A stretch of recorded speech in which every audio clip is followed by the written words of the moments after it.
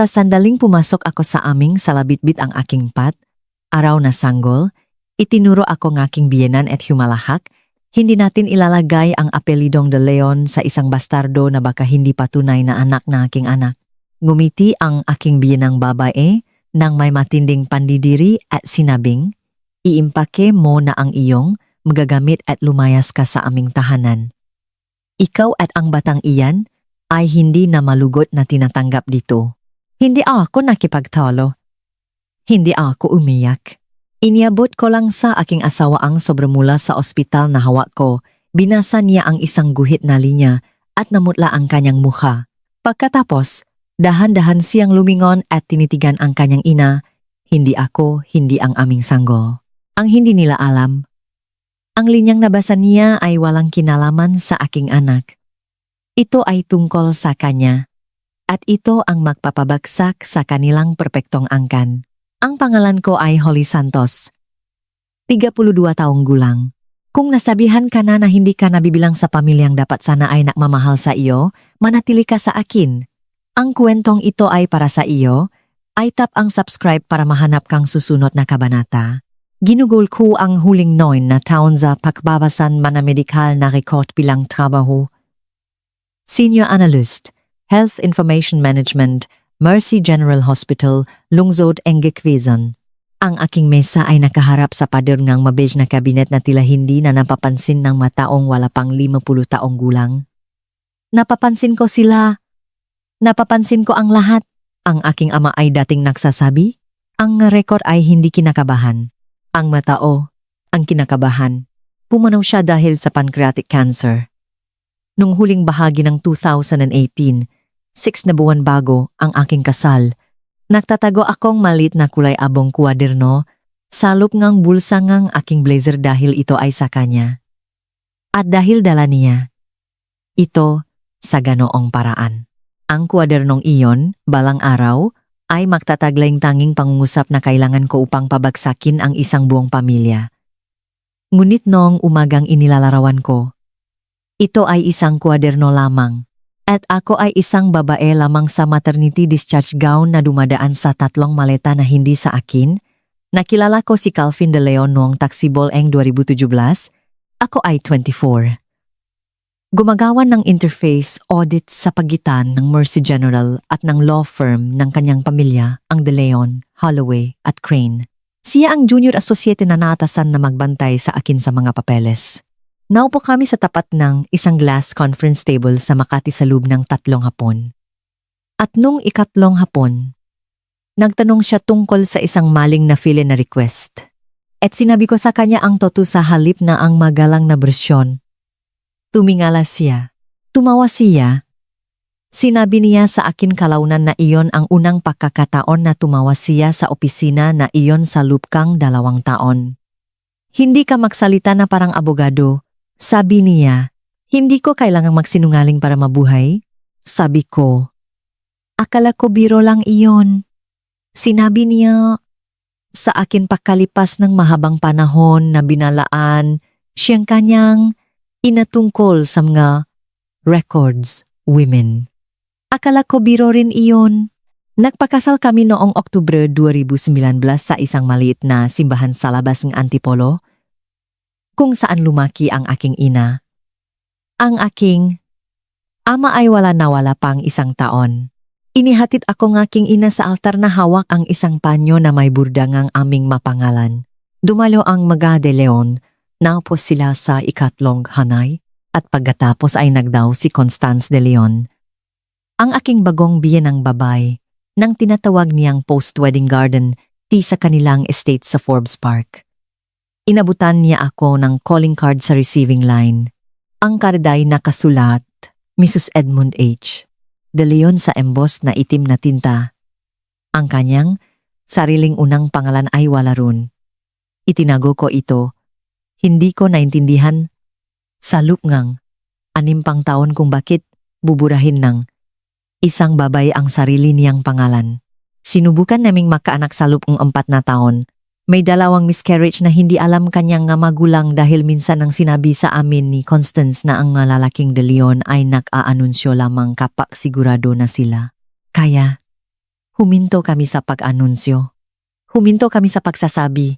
Nung huling bahagi ng tag-init ng 2025, ang ultrasound ay nakpakitang tibok ng puso na hindi tumahimik pakalipas ng 1 linggo. At noong Disyembre, sa 30 linggo, nilagdaan ni Calvin ang spousal consent brought release form para sa aking maternity coverage sa paraang nilalagdaan ng maasawa ang bawat ibang hindi binabasang dokumento, mabilis, at hindi nakatuon habang nagbabasa nga niyang email. Gumamit siya ng hospital pen na may ngat-nangat na takip. Hinalikan niya ang tuktok ng aking ulo. Bumalik siya sa trabaho. Ang pirma na iyon ay magiging tanging papel na harang sa pagitan ni Calvin at ng katotohanang hindi niya naging sapat na matapang na itanong tungkol sa kanyang sarili. Dapat ay napansin ko ng mas maaga. Kapag ang isang pamilya ay nagsasalita tungkol sa dugo ng madalas, karaniwang sinusubukan nilang itago ang kung ano ang nasa loob nito. Ang Madeleine ay dumating sa Maynila noong 1889 mula sa isang kagalang-galang na bayan sa Cavite. Ang law firm ay nagbukas noong 1952 sa isang townhouse sa Makati na amoy wood polish pa rin at matatandang lalaki. Mayroong leather-bound na libro sa konsultable sa front hallway ng Forbes Park Estate. Ito ang family register ng mga De Leon. Bawat batang verified sa dugo nga, De Leon ay isinusulat sa librong iyon gamit ang kamay, gamit ang Montblanc fountain pen at itim na tinta mula panong panahon ni Quezon. Isinulat ito ngang ama ni Edmund. Isinulat ito ng lolo ni Edmund. Isinulat ito ni Edmund noong gabing ipinanganak si Calvin. Isinulat niya itong muli noong gabing tinanggap ng nakatatandang kapatid ni Calvin na si Brennan ang kanyang unang anak 4 na taon na ang nakalilipas. Nag-iwan siyang blankong pahina pagkatapos ng bawat entry para sa susunod. Mahilig sabihin ni Edmund na ang Madeleine ay tumatanda sa baba. Chin muna. Malalaman mo raw sa isang tingin. Sabi niya tuwing Pasko kung ang isang lalaki ay may katangian para sa pamilyang ito. Ang baba ni Calvin ay hindi katulad ng sa kanyang ama. Napansin ko ito sa aming rehearsal dinner. Wala akong sinabi noon. At wala akong sinabi sa lubeng 6 na taon pagkatapos noon dahil sa pamilyang iyon, hindi ka nagsasabi ngang maliliit na tutunang malakas. Nagsasabi ka ngang malalaking kasinungalingan at sinasabi mo ang mga iyon ng magalang. Noong Disyembre ng 2023, ang nga nakababatang pinsan ay namahagi ngang ga-DNA kit sa pagtitipon nga ni Leon bilang laro sa party. Lahat ay kumuha. Kumuha si Edmund, kumuha si Brennan, kumuha si Calvin. Si Constance, ang tanging tao sa silid na walang kit sa kanyang kamay, ay tumawa at winasiwas ang sa kanya. Alam ko na kung sino ako, sweetheart, sabi niya. Hindi ko kailangan ng tubo para sabihin sa akin. Ang kit na tinanggihan niya ay nawala sa front hallway bago ang bisperas ng bagong taon. Napansin ko, wala akong sinabi. 1 buwan, matapos mamatay ang nakatatandang kapatid ni Edmund na si Charles dahil sa pancreatic cancer nung tag-init ng 2019, nag-sign up. Si Edmund para sa optional na hereditary cancer screening add-on sa pamamagitan ng Executive Health Program ng Mercy Premier. Binayaran ito ng firm. Gusto niya na mga sagot kung paano namatay ang kanyang kapatid. Gusto niyang malaman kung ang parehong anino ay naninirahan sa sarili niyang DNA. Nakakuha siya nga sagot tungkol sa panganib sa cancer. Ang na ito ay walang kapansin na pansin. At ang panel? Tulad ng lahat ng modernong hereditary cancer panels, ay automatikong naglog ng isang paternal haplogroup, signature bilang background lineage data. Hindi niya kailanman binuksan ang bahaging iyon ngang file. Bakit naman niya bubuksan? Alam na rin niya kung sino siya. Noong Nobyembre ng 2025, nung ako ay 8 buwang buntis, Nag-email sa akin si Constance ng isang dokumentong pinamagatang family standards for your year of if I die or something para sa iyong kalaman. Siyam na bullet point. Walang tattoo. Walang social media announcement ng pagbubuntis. Walang public ultrasound pictures. Ang item 7 na may guhit na maputlang asul na lapis bago niya ito ay print at eye-scan muli ay nagsabing ang mga non-paternity events ay nananatili sa loob ng pamilya. Binasa ko ang linyang iyon ng 3 beses. Inilagay ko ang email sa isang folder na tinawag kong De Leon. Ang pariralang iyon ay hindi ang uri ng parirala na isinusulat ng isang babae ng hindi sinasadya. Hindi ko lang alam nun kung kaninong kaganapan ang iniisip niya. Noong huling bahagi Enero ng 2026, si Brennan, ang nakatatandang kapatid ni Calvin, ay napadala ng mensahe sa family group chat. Ang tinawa ni Constance na register, si Brennan at ang kanyang asawang si Margo ay magsisimula ng IVF na may genetic testing sa mga embryo. Si Brennan, na punong bagong enerhiya ngang pagiging ama mga taon bago ang katotohanan, ay nagmungkahi na tayong lahat ay magdagdangang baseline genomic comparison sa pamilya. Panahon na para mamapa ang pamilyang ito ng maayos, isinulat niya. Chal, dapat kumuha ka rin ng isa. Hindi sumagot agad si Calvin. Sinabi niya sa akin kalaunan na balak niyang gawin ito. Hindi niya kailanman ginawa. Sa loob na 1 oras na mensa ni Brennan, nag-text si Constance kay Brennan ng pribado. Ang screenshot ay darating sa akin kalaunan mula sa isa sa 4 na pinsan na tahimik na nag-text sa akin ng direkta nung pinakamalalang linggo. Ang text ni Constance ay nagsabing, "Huwag nating having circus ito." Si Calvin ay may sapat na pasanin. Noong panahong iyon, binasa ko ito bilang protektibo. Malalaman ko na siya ay protektibo sa kanyang sarili. Nagsimula ang aking panganganak sa 1:00 na madaling araw ngang Huwebes, Pebrero 12, 2026, sa isang malakas na bagyo na nagsara sa kalahatingang highway at patuloy na ulan habang sinusubukan ng aking ina na magmaneho mula sa Antipolo makalipas ang 2 araw. Si Henry James Santos de Leon ay ipinanganak sa pamamagitan ng scheduled cesarean sa 9:14 ng umaga, 6 pounds, 11 ounces. Mayroon siyang maliit na ikot ng maitim na buhok sa likod ng kanyang ulo at isang hospital bracelet na nakasulat sa malinis na mga titik, Baby Santos de Leon. Hinayaan akong nurse na hawakan siya bago nila siya dinala sa warmer. Amoy siyang bawat bagong silang na sanggol na kinilingan ko sa loop ngang 9 na taon grabaho. Amoy siyang isang katotohanan na walang sinuman ang makakapag-undo. Nung Biyernes, Pebrero 13, ang Massachusetts Newborn Screening Panel ay tumakbo sa heel stick blood ni Henry. 30 disorder kasama ang isang automated red blood cell antigen scan. Nalampasan niya ang bawat disorder.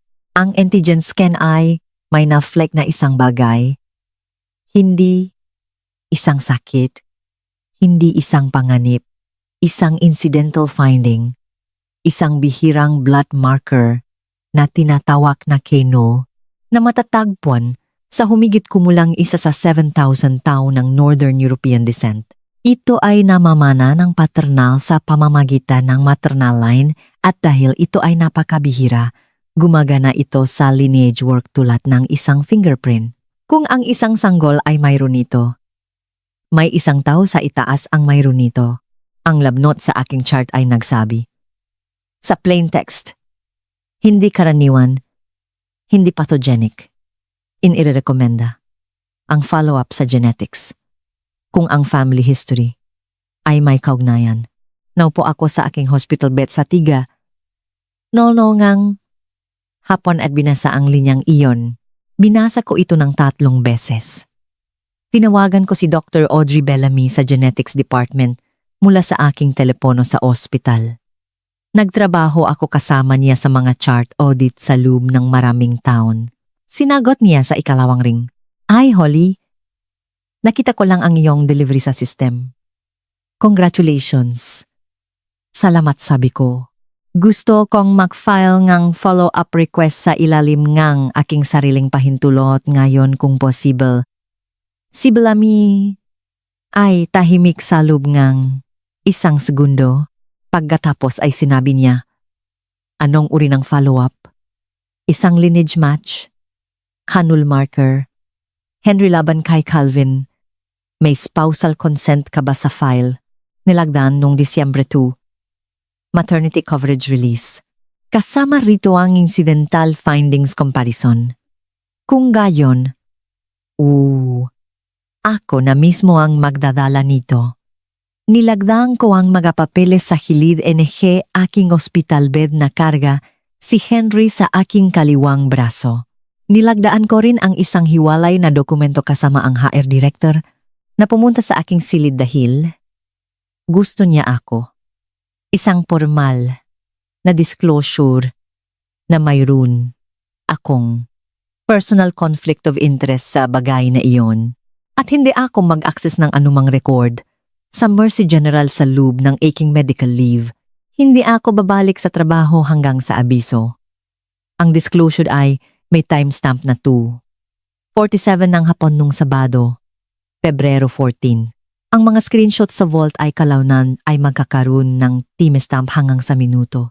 Sa linggo ng umaga, pinatakbo na ng lab ang kanul marker, comparison sa umiral na wellness file ni Calvin mula sa Mercy Premier System at sa sample ng newborn screening. Ni Henry, nagmatch sila. Si Henry ay biyolohikal na anak ni Calvin. Si Calvin ay biyolohikal na amo ni Henry. Ang posibilidad ng era sa ganoong uri ng maka. Match ay napakaliit na walang korte sa bansa ang nakpawalang. Bisa nito, pumasok si Bellamy sa aking silid nung Lunes ng umaga bago ang discharge na may dalang Manila envelope na selyado ng pulang lab tape. Inilagay niya ito sa rolling tray sa ibabaw ang aking mga binti. Hindi siya ngumiti dahil kaya niyang magbasa ng mukha ng mas mabilis kaysa sa sinumang nakilala ko. Malinis ito, sabi niya. Siya iyon. Itinuro ang naungnay na linya sa pahina 1. Hawakan mo ito. Salamat, Audrey. Holly, kung ano ang kailangan mo. Isang tawag lang ako. Inilagay ko si Henry sa char seat sa tanghali. Huminto si Calvin sa discharge curb sa kanyang gray na sedan. Tinitigan niya ako sa paraang tinititigan ng isang lalaki ang isang estranghero na naitalaga sa kanya. Malayo ang loop niya sa loop ng 2 araw. 2 beses siyang kausap niyang kanyang inanong sa badong gabi. Hindi ko siya tinanong tungkol sa alinman sa mga tawag na iyon. Isinilit ko si Henry sa likod. Naupo ako sa harap. Ang sobra ay napunta sa aking pitaka na nakasuksok sa pagitan ngang isang paketang nursing pets at ngang lumang kulay abong kwaderno ngang aking ama. Ang discharge nurse ay itinulak ako palabas sa tsurb sa isang wheelchair. Habang tinutulungan niya akong tumayo, sinabi niya, halos kaswal, kung sino man ang naghihintay sa bahay, sabihan mo silang alisin ang lahat sa sahig. Ayaw mong matisot sa unang linggo. Maisip ko ang pangungusap na iyon sa natitirang bahagi ng aking buhay. Mayroon? Sa katunayan, isang bagay, sa sahig ng aking sala nung pumasok ako sa pinto makalipas ang 1 oras. 3 sa kanila, nakahanay ng perpekto. Nakatira kami sa isang brownstone sa panig ng Pasig River. Sina Edmund at Constance ay may susi sa brownstone na yon dahil nung unang bahagi. Nung Disyembre sa aming baby shower, humingi si Constance kay Calvin ng isa para tumulong sa pag-ayos ng nursery. Ibinigay niya ito sa kanya nang hindi nag-isip sa paraang ibinibigay niya ang halos lahat sa kanya nang hindi nag-isip. Sa sandaling pumasok ako sa aming salabitbit ang aking araw na sanggol, itinuro ako nga aking biyenan at sinabi ang mga salita na sisipiin ko sa natitirang bahagi ng aking buhay. Ang aking biyenang babae kasama ang sa kanya. May 3 leather na maleta na nakahanay sa pader ng front hallway. Ang mga luggage tag ay nakasulat sa kaliwang sulat ni Constance at Santos. Hindi de Leon, Ginamit niya ang aking apelido sa pagkadalaga. Ginamit niya ito ng sadya. Sasabihin ko sa iyo kung ano ang pinakanagulat sa akin sa sandaling iyon at hindi iyon ang ngamalita. Ito ay ang pagkakaroon ni Edmund ng isang piraso ng nakatiklop na papel sa kanyang kanang kamay. Ito ay isang memorandum na nakaprint sa letterhead ng De Leon, Holloway at Crane Firm na nilagdaan sa ibaba gamit ang asul na tinta. Ipinaliwanag nito ang posisyon ng pamilya tungkol sa usapin ng pagiging ama sa tatlong sinusukat na talata. Itinipa niya ito. Inimprenta niya ito. Dinala niya ito sa opisyal na stationery na nangangahulugang binalak niya ang lahat ng ito bago pa pumutok ang aking panubigan.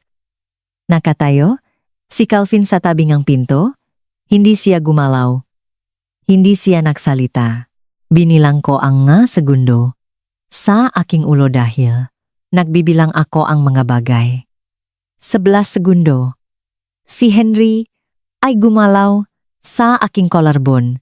Hindi ko siya inayos. Ayaw kong bigyan ang aking biyenang babae ang kasiyahan na makita akong magpatatak sa anumang paraan. Impake mo ang iyong magamit, sabi muli ni Constance. Naging mapagbigay kami. Itinulak niya ang isang craft envelope sa coffee table. Makapal ito. Silwero itong maliit na disking pulang wax. Ang guring sobre na may numerong nakasulat sa loob nito. Malalaman ko kalaunan na ang numero ay 235,000 at ang kasunduan ay isang one-page na proposal na buwagin ang kasal kapalit ng aking buo at habang buhay na pag-atras mula sa pangalang De Leon at anumang hinaharap na pakikipag-ugnayan sa pamilya. May 2 linya para sa lagda. Ang isa ay may inisyal na sa kamay ni Constance. Ang isa ay naghihintay para sa akin. Hindi ako nakipagtalo. Hindi ako umiyak. Inabot ko ang aking pitaka. Inilabas ko ang Manila envelope na may pulang lap tape. Iniabot ko ito sa aking asawa. Basahin mo ang guhit na linya, Calvin. Tumingin siya sa akin.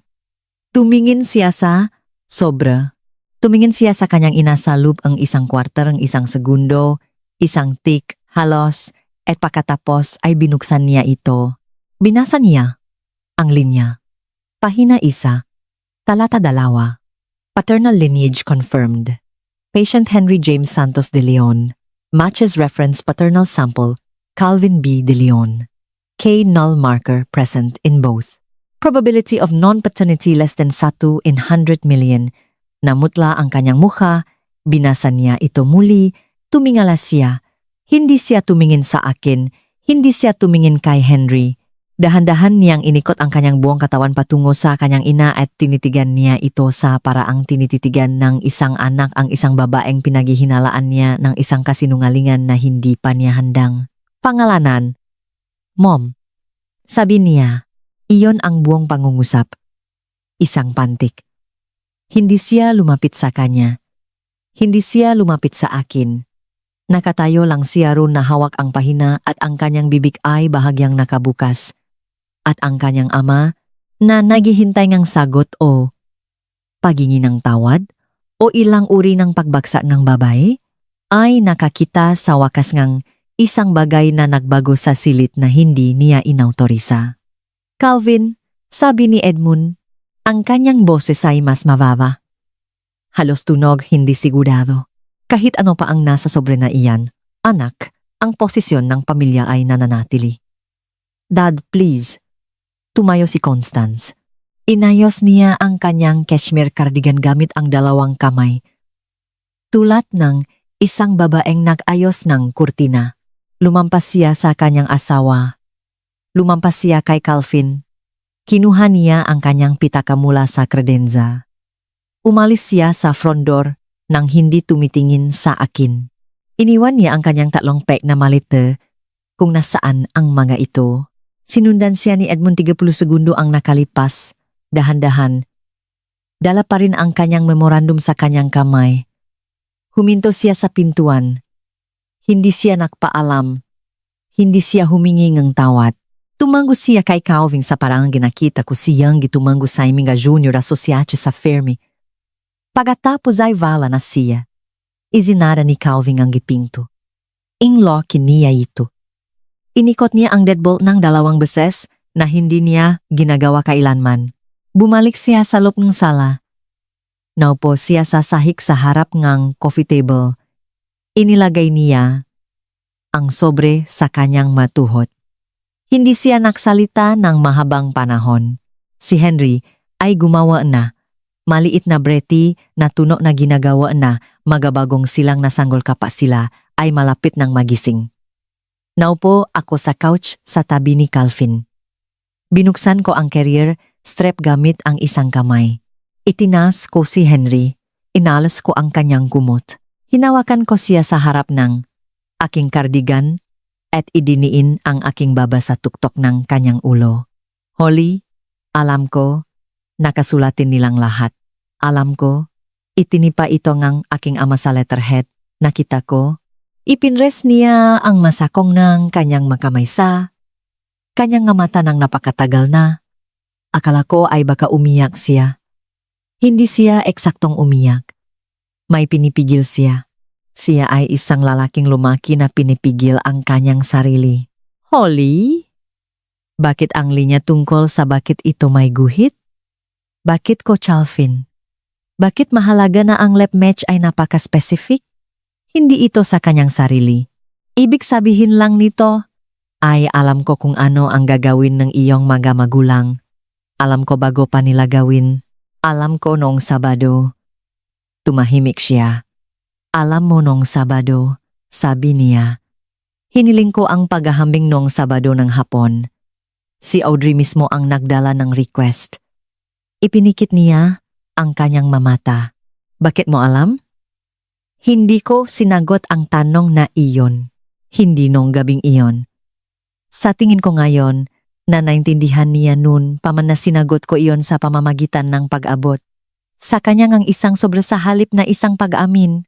Naintindihan niya na kailangan ko ang papel na maging mas malakas kaysa sa akin. Ang doorbell ay tumunog makalipas ang 20 minuto. Iyon ay ang aking ina na nakatayo sa front step na may niebe sa kanyang buhok at isang tote bag ng pagkain mula sa isang kainan sa Antipolo. Pumasok siya. Inilapak niya ang bag. Kinuha niya si Henry mula sa aking nga braso nang hindi nagtatanong. Tulad ng isang nurse na ginawa na ito ng libu-libong beses dahil ginawa na nga niya. Hinalikan niya ang tuktok ng kanyang ulo. Tiningnan niya si Calvin na nakaupo sa sahig na ang sobra ay nasa kanyang matuhot. Tiningnan niya ang 3 maleta ng Ma de Leon sa hallway. Nandito na si Mom, sabi niya. Iyon lang ang kailangan mo ngayong gabi. Ang pangungusap na iyon ay, sa tingin ko, ang unang pagkakataon na umiyak ako. Ang unang text message ay dumating sa 2:13 ng madaling araw ngang susunod na gabi. Gising ako dahil gising si Henry. Ang screen ay nagbigay ng liwanag sa madilim na nursery. Ang sender ay si Constance de Leon. Ang mensahe ay 4 na salita. Be reasonable. Take the offer.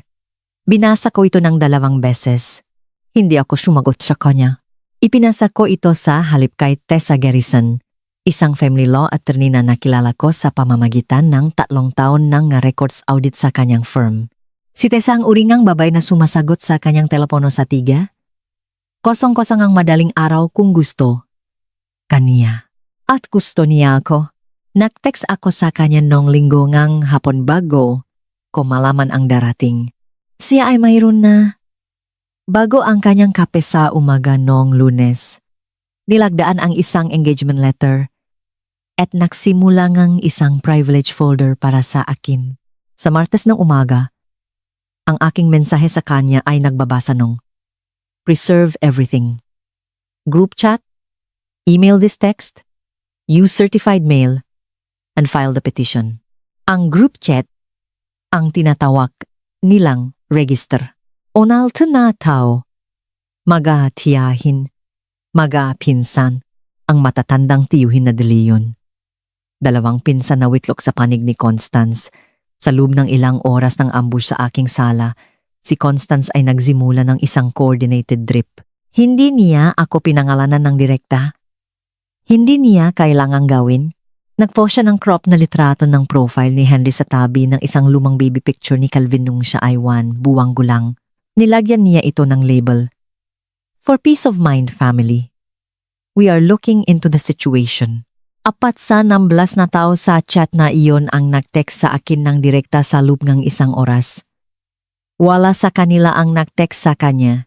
Ang sismis sa Brookline Country Club ay dumating nung Miyerkules ng hapon, na inihatid mismo ng pinsan ni Constance na si Caroline Whitlock sa isang charity tea na hindi ko dinaluhan.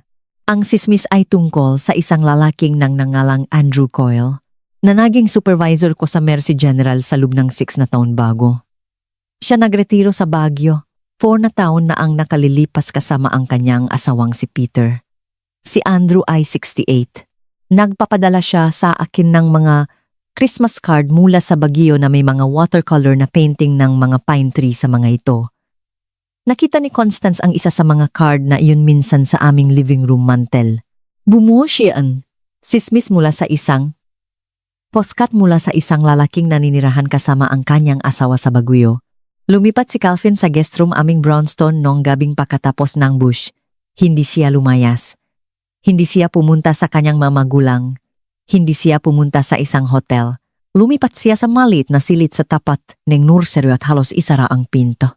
Siya ay, sa tingin ko, hindi pumipili sa kanila o pumipili sa akin. Naghahabol siya. Siya ay isang 34 taong gulang na lalaki na lumaki sa loob ng isang pamilya na hindi kailanman nagtanong sa kanyang isang tanong na hindi niya masasagot ng magalang na handshake. At ngayon ang kanyang ina at ang kanyang asawa ay parehong gusto. Ang kanyang sagot sa parehong tanong at hindi pa siya makapagbigay nga isa. Nagiwan siya ng unan sa guest room couch na may maliit na smudge ng aking lipstick mula sa isang trangkaso na dinanas ko noong unang bahagi ng 2022. Hindi niya kinuha ang unan pabalik sa aming silid. Hindi niya ito inilipat sa sahig. Iniwan niya ito kung nasaan ito. Iyon ay sa paanuman ay mas masakit kaysa sa mga maleta. Kung ikaw ay nakaupo sa sarili mong bahay sa tiga, nol-nol nga madaling araw na hawak ang iyong bagong silang nasanggol, habang ang pamilyang dapat sana ay nagmamahal sa iyo ay ginugugol ang parehong oras sa pagbuongang group text tungkol sa kung ikaw ay nabibilang nakikita-kita. Wala akong matalinong sasabihin tungkol dito maliban dito. Ang kalmadong nararamdaman mo sa oras na iyon ay hindi pa mamanhid. Ito ay isang uri ng atensyon. Manatili ka ron. Ang natitirang bahagi ng kwento ay isinusulat habang ikaw ay nakaupo ron at ikaw lamang ang nagbabayad ng sapat na atensyon upang basahin ito ng tama. Nung Martes, Pebrero 17, nag-file si Tessa Garrison ng isang declaratory judgment petition sa Suffolk County Probate and Family Court.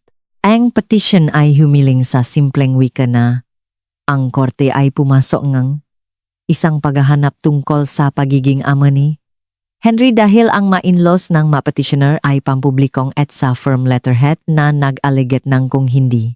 Haman, ang niladaang memorandum ni Edmund de Leon ay naging Exhibit A. Tinanggap ng korte ang filing sa 8:42 ng umaga. Tinawagan ako ni Tessa sa 9:00. Inilagay nila ito sa pagsulat sa firm letterhead. Sabi niya, iniabot nila sa amin ang eksibitang petisyon. Kung sino man ang gumawa niyan para sa kanila ay mawawalan ng tulok ngayong gabi. Ang korte ay naglabas ng subpena 12 tecum sa Mercy Primere para sa naunay na lineage section ng October 2019 hereditary cancer screening file ni Edmund de Leon. Ang subpena ay makitid. Humingi lamang ito ng haplogroup background data at chain of custody documentation. Pinadalhan ng korte ng notice si Edmund kinabukasan sa kanyang opisina. Si Edmund ay may 21 araw para mag-file ng motion to quash. Kinausap niya ang kanyang pinsan na si Walter Crane, isang senior partner sa firm na nasa aming kasal at minsan. Sa isang sandali ngang hindi matatak na kabaitan, ay nagsabi sa akin na si Constance ay may paraan ng pamamahala sa mga lalaki sa pamilya. Pinayuhan ni Walter laban sa motion to quash. Ed, sabi niya, sa isang recorded office line na kalaunan ay supinaid ng wala dahil walang kailangan ng lakas sa kwentong ito. Kung magwash tayo, ang Boston Bar ay pag-uusapan ito sa Biyernes. Hayaan itong tumakbo. Ang LEP ay kumpirmahin ang alam na natin. Nilagdaan ni Edmund ang non-quash election nung hapon ding iyon. Sinabi niya kay Constance tungkol dito nung hapunan. Hindi na siya kumain ng natitirang bahagi ng kanyang pakain. Nalaman ko ang lahat ng ito sa pagbabalik tanaw. Nung panahong iyon nalaman ko lamang ang sinabi ni Tessa sa akin na ang supwina ay naipadala. Ang notice ay natanggap at ang window ay bukas. 21 araw ang lumipas. Sa 21 araw na iyon, gumulong si Henry sa unang pagkakataon sa playmat sa ilalim ng bintana ng nursery. Ngumiti siya para sa kung ano ang naramdaman na isang ngiti at hindi gas sa araw 15. Ang aking ina ay nanatili sa akin sa loop ng 3 linggo, natulog sa couch sa sala, gumawa ng nilaga para sa freezer at naghugas ng mga bote. Sa lababo na may parehong brisk efficiency na minsan niyang dinala sa kanyang hospital wing. Si Calvin ay dumating sa Brownstone ng 2 beses sa isang linggo at hinawakan si Henry sa loop ng 1 oras bawat pagkakataon. Hindi siya nanatili magdamag. Hindi niya ako tinanong tungkol sa sobre. Hindi niya ako tinanong tungkol sa petition. Tinanong niya ang kanyang anak ng minsan sa isang bulong. I'm sorry, buddy. Hindi ko pa alam kung ano ang nangyayari. Narinig ko siya sa pader. Wala akong sinabi sa kanya. Bumalik ako sa aking silit. Ang kanyang ama ay tinawagan siya ng minsan sa mga linggong iyon. Sinabi sa akin ni Calvin kalaunan na ang tanging bagay na sinabi ngang kanyang ama ay, "Are you alright, son?" Sinabi sa akin ni Calvin na sinagot niya ng "I don't know yet, Dad." Iyon ang buong pag-usap. Sa araw 21, Linggo, Marso 22, ang quash window ay sumara ng walang filing. Noong Lunes ng umaga, Marso 23, inilabas NG, Compliance Team, NG, Mercy Premier, ang hiniling na bahagi NG 2019 Hereditary Cancer File ni Edmund de Leon K., Dr. Audrey Bellamy sa ilalim NG, Autoridad NG, Korte. Tinawagan ako ni Bellamy sa 11:14 ng umaga. Inilabas nila ito. Sabi niya, dapat ay may resulta na ako sa Biyernes. Ang Biyernes ay naramdaman na malayo. Gusto kong huminto rito at magtanong sa iyong isang maliit na bagay. Kung ikaw ay nahintay ng isang piraso ngang papel upang kumpirmahin ang isang bagay na alam mo na sa iyong nga buto, naiintindihan mo kung ano ang pakiramdam ngang 4 na araw na iyon, manatili ka sa akin hanggang sa dulo ngang kwentong ito. Gusto kong marinig sa mga komento ang pangalan ng lungsod kung saan ka nakikinig ngayong gabi. Binabasa ko sila. Nagtatago ako ng maliit na listahan. Ang susunod na bahagi ng kuwento ay ang bahagi kung saan ang silit na sinabihan akong umalis ay naging silit na inanyayahan akong bumalik. Nang sinasadya ng babaeng nagsabi sa akin na mag-impake at lumayas. Habang naghihintay ako para sa sulat ni Bellamy, si Constance ay nagpaplano ng isang brunch. Inanunsyo niya ito sa pamamagitan ng email sa pamilya noong 2 sa huling katapusan ng linggo ng Marso, ang parehong katapusan ng linggo na ang supuin na window ni Edmund ay sa wakas ay sumara. Pinamagatan niya ang email na "For the family's peace of mind." Ang brunch ay nakatakda para sa linggo, Abril 12 sa 11, 00 ang umaga sa Forbes Park Estate.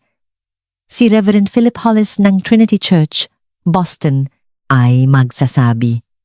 Ang maliit na salita. 24 na bisita. Ang mga pinsan na Whitlock. Ang matatandang tiyuhin na De Leon. 2 senior partner mula sa firm, Walter Crane at Spencer Holloway. Brennan at Margot na walang ideya kung ano ang mangyayari. Edmund, Constance, Calvin at ako. Pinipili ni Constance ang petsa para sa pagbago. Ang Easter Sunday ay nahulog nung Abril 5. Ang isang naming branch sa sumunod na linggo ay naglagay sa kaganapan ng ligtas sa labas ngang Kuwaresma at salup ng simbolismo na pinakagusto niya. In-order niya ang mga imbitasyon sa makapal na ivory cardstock na may crest ng De Leon na naka-emboss sa tuktok sa mapurol na gold leaf. In-order niya ang nga ito. Malalaman ko kalaunan, bago pa man may labas ang supwena. In-order niya ang nga ito ng may kumpiyansa. In-order niya ang nga karbago niya, in-order ang katotohanan. Iyon ang kanyang pagkakamali. Sinabi sa akin ni sa kalaunan na ang branch ay isang regalo. Inimbita niya ang silit na kailangan mo, sabi niya sa telepono. Ang kailangan mo lang gawin ay maupo sa loop nito. Pinaniwalaan ko siya. Sinabi ko kay Tessa na, dadalo ako. Sinabi ko sa kanya na isasama ko siya. Sinabi ko sa kanya na dadalhin ko ang lahat. Sumagot ako sa email ni Constance sa 11:47 ng Sabado ng gabi, Marso 28. Ang parehong gabi na nilok ni Tessa ang orihinal na nilagdaang sulat sa safe number 53 sa kanyang opisina.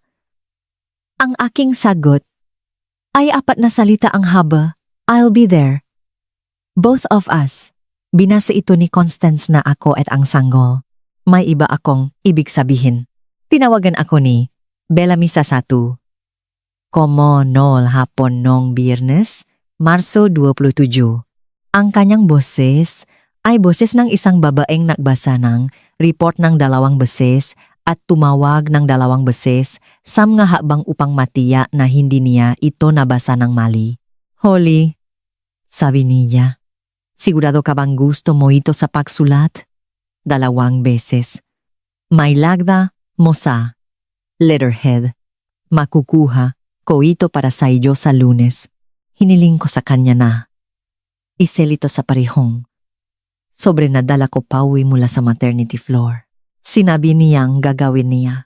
Noong kinuha ko ito noong Lunes ng hapon, Marso 30, nakdakdak ako ng 2 pang pahina sa sobre, 1 kopya ng supwena ng korte na certified ng Suffolk County Clerk at 1 kopya ng chain of custody, log na inilakip ng Mercy Premier. Sa paglabas nito, binuo ko ang 3 pahina sa lapis sa tuktok ng mga sulok. Naguhit ako nga maliit na salungguhit sa dilaw na highlighter sa buong naungnay na linya sa pahina 2. Inseal ko ang sobra. Nilagay ko ito ng label sa sarili kong sulat para kay Calvin ng mayos. Inilagay ko ito sa rocking chair sa nursery ni Henry noong gabi ngang Sabado, Abril 11. Naklip ako ng sticky note sa harap nito. Ang note ay nagsabing, read all 3 pages in order. Si Henry ay natutulog sa kanyang crib. Ang lamp-shaped na nightlight ay nagbigay ng mabagal at malambot na bilog sa pader. Naupo ako sa kusina na may tasa ng malamig na tsaa at naghintay para sa aking asawa na umuwi mula sa kung saan man siya nagmamaneho sa dilim. Pumasok siya sa 10:42. Inalis niya ang kanyang kowet. Naglakad siya sa hallway. Tumayo siya sa pintuan ng nursery ng mahabang panahon, ang paraan ng pagtayo ng isang lalaki sa pintuan ng isang silid na kamakailan lamang niyang naintindihan na pinapayagan siyang pumasok. Kinuha niya ang sobremula sa rocker. Binasa niya ang pahina 1, ang parehong pahina. Na iniabot ko sa kanya. Sa ambush halos 2 buwan ang nakalipas. Ang pahinang daladala niya sa kanyang briefcase mula noon, tulad ngang isang lalaking nagdadalang ang bato na wala pa siyang lakas na ilapak. Binaliktad niya sa pahina 2. Binasa niya ang guhit na linya. Binasa niya itong 2 beses. Isinara niya ang sobra ng napakabagal. Hindi siya tumingin sa akin. Hindi siya tumingin kay Henry. Tumingin siya sa hallway patungo sa guest room kung saan nakaupo ang kanyang ina mula 5:00 ng hapon na iyon dahil inimbita niya itong pumunta at tumulong sa pag-ayos ng kape para sa brunch ng susunod na umaga. Kailan siya dumating, Holly? 5:00. Nagdala siya ng lata ng shortbread mula sa Wellesley Bakery at isang sulong Trinity Church Lily. Tumayo siya. Hindi niya ibinagsak ang sobre. Hindi niya itinaas ang kanyang boses. Dinala niya ito sa hallway sa paraang dinadala ng isang lalaki ang isang hatol. Tumayo ako sa pintuan ng nursery at hawak si Henry sa aking dibdib at pinanood ang isang strip ng dilaw na liwanag sa ilalim ng nakasarang pinto ng kanyang ina. Sa likod ng pintong iyon, ang aking asawa ay nagsabi ngang isang bagay na hindi ko narinig. Si Constance ay nagsabi, Calvin Ashbury, hindi mo naiintindihan ang hawak mo. Ang Calvin Ashbury ay isang pangalan na ginamit ng kanyang ina. Ginamit niya ito sa buong buhay niya. Ginamit niya ang apelyido sa pagkadalaga ng kanyang sariling lola bilang kanyang gitnang pangalan dahil ang lola na iyon ang kanyang paborito at ginamit niya ito sa halip na Bennett, ang pangalan ng pamilyang De Leon na ibinigay ni Edmund kay Kelvin nung siya ay ipinanganak dahil tahimik na nagalit si Constance sa pamilya kanyang asawa sa loob ng 34 na taon. Ang boses ni Kelvin ay bumalik sa pinto. Ito ay mababa at malinaw at ito ay nagdala. Ang pangalan ko ay Calvin Bennett De Leon, sabi niya. Palagi na. Hindi siya sumagot. Hindi ko alam kung ano ang hitsura ng kanyang mukha sa sandaling iyon. Alam ko lamang na noong lumabas si Calvin mula sa guest room, hawa niya ang sobre sa isang kamay at isang malambot na unan sa isa pa at naglakad siya lampas sa akin patungo sa aming silid at inilapak niya ang unan sa kanyang bahagi ng aming kama sa unang pagkakataon sa 7 at 1,2 na linggo. Hindi siya na good night. Hindi niya kailangang gawin. Itinanong niya ang tanong. Hindi siya sumagot. At pagsapit ng umaga, maririnig ng buong pamilya ang tumanggi siyang sabihin. Ang Phelps Park Estate ay nakaupo sa likod ng isang mababang brick wall sa isang tahimik na kalye sa Makati na hindi nagbago sa loob ng 100 taon. Ang driveway ay bluestone. Ang front door ay pininturahan ng itim. Ang dining room ay kayang maupo. Ang 24 ng comfortable at 28 kung ilalabas mo ang panggalawang sideboard. Noong umagang linggo, Abril 12. Ito ay nakaset na nung dumating kami sa 5 minuto bago ang 11. Kosong-kosong. White hydrangeas sa mababang basong mangkok, linen na mga napkin, isang leather-bound na libro, nabukas sa console, tabol sa front hall, na may Montblanc fountain pen na nakahiga sa tabi nito. Ang pahina ay blanco. Iyon ang pahina na binuksan ni Constance para sa entry na balak niyang itanggi. Hindi pa niya ginuhit ang linya sa pangalan ni Henry. Naghihintay siya hanggang sa dumating ako upang gawin ang bahaging iyon ng pampubliko. Karga ko si Henry sa isang soft sling sa aking dibdib. Naglakad si Calvin sa tabi ko na may dalang maliit na leather na satchel. Sa loob ng satchel ay ang sobre. Ang parehong dala ko pawi mula sa Mercy General. Sa likod namin, si Tessa Garrison ay naglakad sa front door na nakasuot ng navy blue na suit at isang string ng mga perlas. Dalawa sa mga pinsan na whitlock ang tumingin sa kanya. Tumingala si Walter Crane mula sa kabilang bahagi ng silid. Inilapak ni Spencer Holloway ang kanyang tasang kape. Tumango si Tessa sa akin. Lumipat siya sa likod na pader ng dining room. Hindi siya nagsalita. Ang kanyang presensya lamang ang nagpabago sa hangin sa bahay mula sa family meeting patungo sa deposition. Tumayo si Edmund sa dulo ng dining table sa 12:08 ng hapon. Mayroon siyang nakaprint na pahina sa kanyang kamay. Ang pahina ay nasa letterhead ng De Leon, Holloway at Crane. Inayos niya ang kanyang lalamunan. Ang usapan sa paligid ng mesa ay tumahimik. Ito ang posisyon ng pamilyang ito, sabi niya, na hanggang ang matanong tungkol sa pagiging ama ay malutas, ang pangalang De Leon ay hindi palalawigin sa batang ito. Sabi niya, ang batang ito hindi ang aking apo. Iyon ang pangungusap na alam kong hindi ko mapapatawad kailanman. Inabot ni Constance ang mesa. Ipinuslit niya ang craft envelope patungo sa akin. Hindi ko pa nakikita ang craft envelope mula nung araw ng ambush. Dala niya ito. Ipinuslit niya ito sa huling ilang pulgada. Gamit ang likod ng kanyang kamay na tila pandidiri niyang hawakan ito ng mas matagal kaysa sa kinakailangan. Ito ang alok, sabi niya. Ito ay mapakbigay. Maglaan kang umaga para pag-isipan ito. Hindi ko ito kinuha. Ipinuslit ko ito pabalik sa mesa patungo sa kanya. Dumating ako na may ibang sobre. Sabi ko, babasahin ito ni Calvin. Ang mesa ay naging napakatahimik. Ang paraan ng pagiging tahimik ng isang courtroom bago basahin ng clerk ang hatol. Kinuha ni Calvin ang Manila envelope mula sa kanyang satchel. Inilapak niya ito ng patak sa mesa. Binuksan niya ito. Inalis niya ang 3 may numerong pahina. Inilagay niya ang nga ito ng sunod-sunod. Hindi siya tumayo, nagbasa siya ng nakaupo. Ang paraan ng pagbabasa ng isang lalaki kapag gusto niyang tiyakin na hindi siya mawawalan ng composure sa kalagitnaan. Pahina 1, sabi niya. Mercy General Hospital, Department of Genetics. Nilagdaan ni Dr.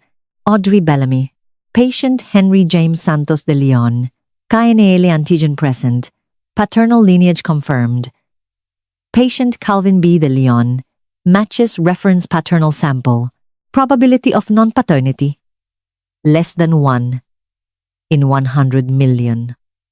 Tumingala siya. Tumingin siya sa kanyang ama. Ang aking anak ay aking anak.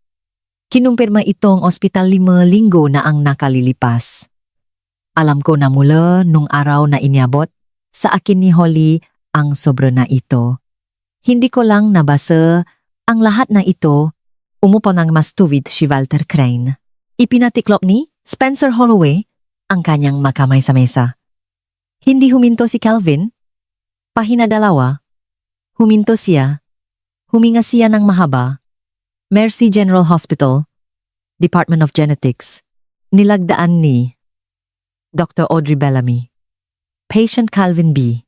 de Leon. Paternal haplogroup incompatible with reference profile of Edmund H. de Leon. Mercy Premier Hereditary Cancer Panel, October 2019. Released to Mercy General by Court Subpoena, the 23rd of March, 2026. Maternal lineage, confirmed. Inilapak niya ang pahina. Tumingin siya sa kanyang ina, hindi sa kanyang ama, hindi sa akin, hindi kay Henry. Natutulok sa aking dibdib. Tumingin siya sa babaeng nagsabi sa akin na mag-impake ngang aking magamit at lumaya sa kanyang family home. Sinasabi nito ng malinaw na ako ang anak ng aking ina. Sinasabi nito ng malinaw na hindi ako sa iyo. Dead. Nakaroon ng 9 na segundo ngang katahimikan. Binilang ko ang maito. Binilang ko ang 11 nung araw na sinabihan nila akong mag-impake. Tumayo si Constance ng napakabilis. Ang kanyang upuan ay kumiskis sa rug. Ang kanyang baso ng tubig, kalahati ng isang Bloody Mary sa isang stemmed crystal tumbler, ay tumagilit sa gilid na mesa at tumapon sa nakabukas. Napahina na, family register na, mga De Leon, kung saan ang susunod na entry ay naghihintay na may sulat at hindi may sulat. Ang tomatoret na likido ay sumipsip sa makapal na papel at sa malambot na pulang leather ng binding. Ang pahina ay mansado agad. Hindi gumalaw si Constance para punasan ito. Walang sinuman ang gumalaw para punasan ito. Calvin, sabi niya, ang kanyang boses ay nabasa sa unang pagkakataon na narinig ng sinuman sa silid na iyon. Mali ang lap na iyon. Mali ang lap na iyon. Hindi tumingin si Edmund sa kanya. Tumingin siya sa pahinasame sa harap ng kanyang anak. Tumingin siya kay Walter. Tumingin siya kay Spencer. Tumingin siya sa libro sa console table sa likod ng kanyang asawa. Pagkatapos ay humarap siya sa kanya at sinabi niya ang tanging bagay na sinabi niya sa buong hapon. Constance, sabi niya nang napakahina ngayon, toto ba ito? Hindi pa rin siya sumagot. Kinuha ni Calvin ang ikatlong pahina. Pahina 3 ay ang court order mula sa Suffolk County Probate and Family Court. The 23rd of March, 2026. Mercy Premier released this file under judicial authority. Pinili ng aking ama na huwag ay quash ang subpoena. Sinabi niya sa kanyang sariling abogado na wala siyang itatago. Tama siya tungkol sa kanyang sarili. Mali siya tungkol sa ibang tao sa silid na ito. Inilapak niya ang pahina. Ang aking abogado ay nasa likod ng silid. Kung sino man dito ang gustong hamunin ang chain of custody, maari kayong makipag-usap kay Tessa Garrison bukas ng umaga. Ang kanyang impormasyon sa pakikipag-ugnayan ay nasa ibabangang pahina 3. Walang nagsalita. Walang sinuman ang gustong kumuha numero ni Tessa. Isinara ni Reverend Philip Hollis ang maliit na Biblia na hawa niya sa kanyang kandungan. Hindi siya tumayo, hindi niya inihatid ang kanyang maliit na salita. Initiklop niya ang kanyang nga kamay sa ibabaw ng kanyang Biblia at naghintay siya sa paraang naghihintay ang isang lalaki sa gilid ng hospital bed. Itinanong muli ni Edmund ang kanyang tanong. Constance, sabi niya nang napakahina ngayon, toto ba ito? Hindi parang siya sumago. Tumayo ako. Inayos ko si Henry sa aking collarbone. Inclip ko ang carrier strap gamit ang isang kamay. Hindi ako tumingin sa aking biyenang babay. Hindi ako tumingin sa craft envelope. Hindi ako tumingin sa mansadong pahina sa nakabukas na libro sa hallway. Naglakad ako palabas ng dining room. Sinundan ako ni Calvin. Dala niya ang Manila envelope sa ilalim ng kanyang braso. Binuksan ni Tessa ang front door para sa aming dalawa at naglakad kami, pababa sa mga bluestone step patungo sa malamig na liwanag ng Abril at sa likod namin ang buong silid ay naupo sa isang katahimikan na hindi nila malilimutan. Kailanman. Ang unang linggo pagkatapos ng brunch ay ang bahagingang kwento na pinakamahirap kong sabihin dahil walang dramatikong nangyari. Si Constance ay nanatili sa Forbes Park Estate. Inilipat ni Edmund ang isa sa mga upuan sa dining room sa kabilang dulo ng mahabang mesa ng walang paliwanag. Doon na siya kumakain ng hapunan. Siya ang kumakain sa orihinal na dulo. Hindi sila nagsalita. Sa habang mesa. Hindi sila nagdiborsyo. Noong Miyerkules, Abril 15, tinawag nina Walter Crane at Spencer Holloway si Edmund sa opisina sa Makati. Hindi nila siya tinanggal. In-invoke nila ang isang personal integrity clause na isinulat mismo ni Edmund sa partnership agreement noong 2007. Ang clause ay hindi nagtanggal sa kanyang titulo. Tinanggal nito ang kanyang veto right sa partner track promotions at mga pangunahing usapin sa firm. In-invoke nila ito ng tahimik, walang anunsyo sa bar, walang press release, isang one-line na revisyon lamang sa partnership minutes na mababasa ng sinuman kung sakaling tumingin sila. Si Kelvin, sa sarili niyang inisyatiba, ay naglakad sa opisina ng senior partner kinabukasan at inalis ang kanyang sarili ng buo sa partner track. Siya ay naging junior partner sa Loop N 2 taon at 3 buwan. Inalis niya ang kanyang opisina sa Makati noong Sabado. Itinago niya ang brass plaque mula sa kanyang pinto, ang isa na nakasulat na Calvin A. De Leon, partner, at inilagay ito sa isang cardboard box sa aming garahe. Sinabi niya sa akin kalaunan na itinago niya ito dahil balang araw ay magtatanong si Henry at gusto niyang masabi sa kanyang anak kung ano ang halaga ng pangalan. Nagbukas siya ng maliit na family law practice sa Makati 2 linggo ang nakalilipas. Pumayag si Tessa Garrison na maging of counsel. Sila ay nagbabahagi na ngayon ng receptionist. Si Constance ay sumulat ng 5 sulat sa ikalawang linggo pagkatapos ng brunch. Sinulat niya ang mga ito gamit ang kamay sa kanyang sariling monogram na Tiffany Blue na stationery sa kanyang kaliwang sulat. Nagpadala siya ng isa sa Forbes Park Garden Society. Nagpadala siya ng isa sa Trinity Church Vestry. Nagpadala siya ng isa sa Women's Auxiliary sa Brookline Country Club. Nagpadala siya ng isa sa isang college sorority alumni board na pinamunuan niya sa loob ng 15 taon. Nagpadala siya ng isa sa Historical Preservation Committee sa Makati. Bawat sulat ay nagsasabi ng parehong bagay. For personal reasons, I withdraw from active participation. Please, consider this my resignation, effective immediately. Walang sinuman ang nagsabi sa kanya na isulat ang mga sulat na iyon. Walang sinuman ang humiling sa kanya na gawin ito.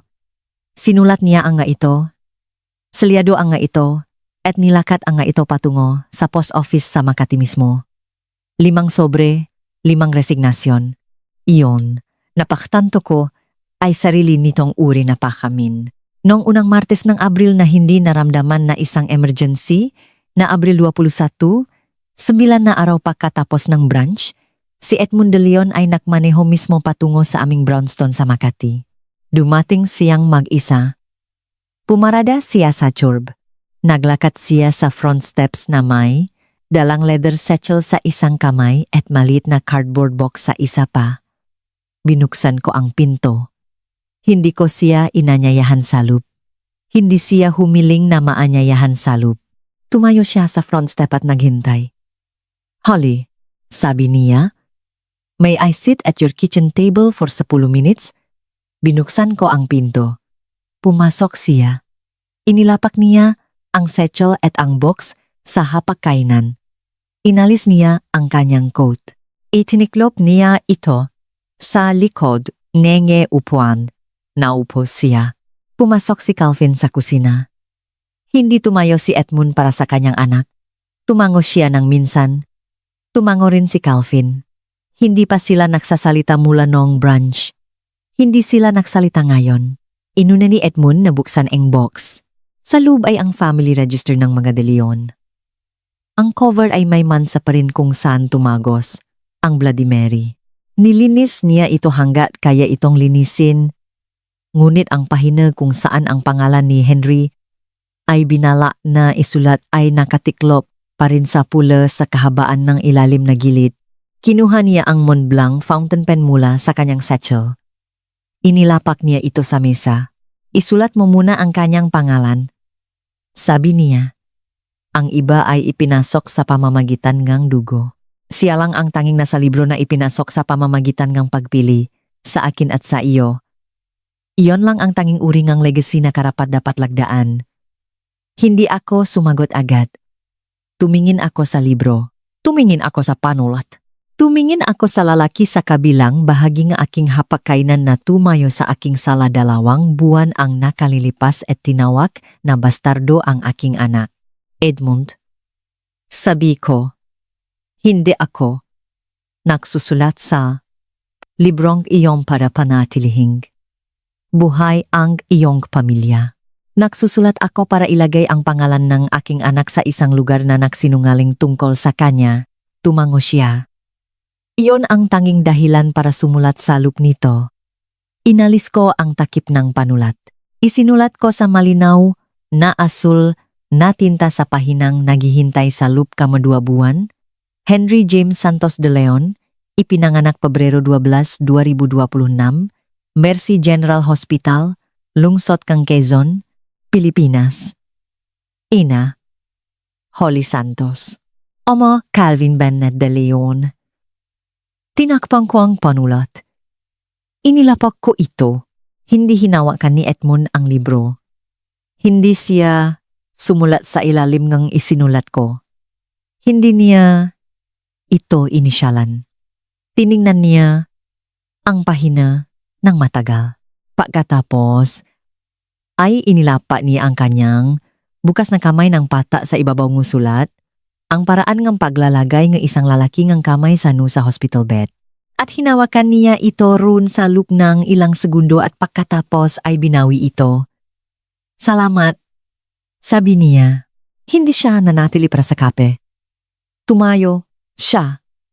Isinuot niya ang kanyang coat. Iniwan niya ang register sa hapagkainan. Umalis siya. Hindi niya ako tinanong tungkol kay Constance. Hindi ko rin siya tinanong pabalik. Tinawagan ni Constance ang Brownstone 2 linggo pa katapos ng brunch nung Martes ng hapon. Hindi siya nag-email. Hindi siya sumulat sa kanyang Tiffany Blue na stationery. Ginamit niya ang telepono tulad ng isang babae na hinihiling sa unang pagkakataon sa kanyang buhay na gamitin ang kanyang aktwal na boses sa halip na isang embossed na letterhead. Sinagot ko ang telepono sa kusina gamit ang isang kamay. Si Henry ay nasa aking balakang. Hinayaan ko siyang maghintay sa loop ng isang hininga nga katahimikan bago ako nagsalita. Hello, Constance! Holly, sabi niya. Gusto ko siyang makita. Hindi ko hinihiling na patawarin mo ako para gawin iyon. Iyon ang unang pangungusap na sinabi niya sa akin na hindi naglalaman ng salitang we. Hindi ako nagsabi ngo. Hindi ako nagsabi ngo. Hindi sinabi ko, I will call you back on Friday. Tinawagan ko siya pabalik noong Biyernes. Sinabi ko sa kanya ang aming matuntunin. Ang matuntunin ay 6 na linya ang haba. Ang ito ay itinipa sa isang sheet ng papel at inimprenta ng 2 beses, isang kopya para sa kanya at isang kopya para sa aming file. Ang matuntunin ay nagbabasang sumusunod. 1. Maari mong makita si Henry isang beses bawat buwan sa isang neutral na pampublikong espasyo kasama si Holly o Calvin. 2. Ang salitang bloodline ay hindi maaaring gamitin sa anumang silid kung saan naroon din si Henry. 3. Ang family register ng mga De Leon ay hindi maaaring banggitin, buksan, ipakita o sanggunyan sa pandinig ni Henry. 4.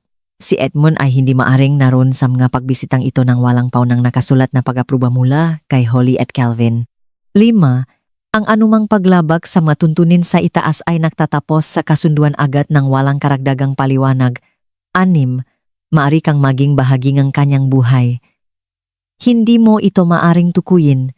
Nilagdaan niya ang ibaba ang kanyang kopya sa harap ko sa isang coffee shop sa Makati gamit ang itim na panulat na kinuha niya mula sa kanyang sariling pitaka.